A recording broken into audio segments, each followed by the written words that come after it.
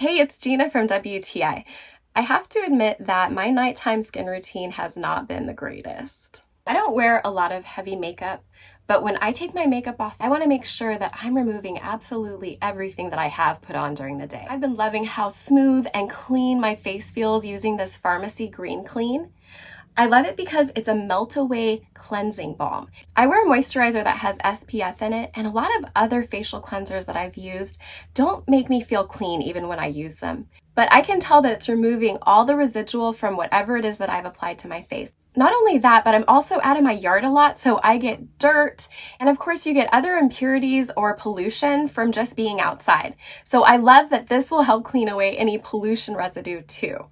Even though it looks a little greasy when you're applying it and it feels very slick, once you rinse it off or remove it with a wet washcloth, there is no kind of greasy feeling at all. You just feel soft and clean.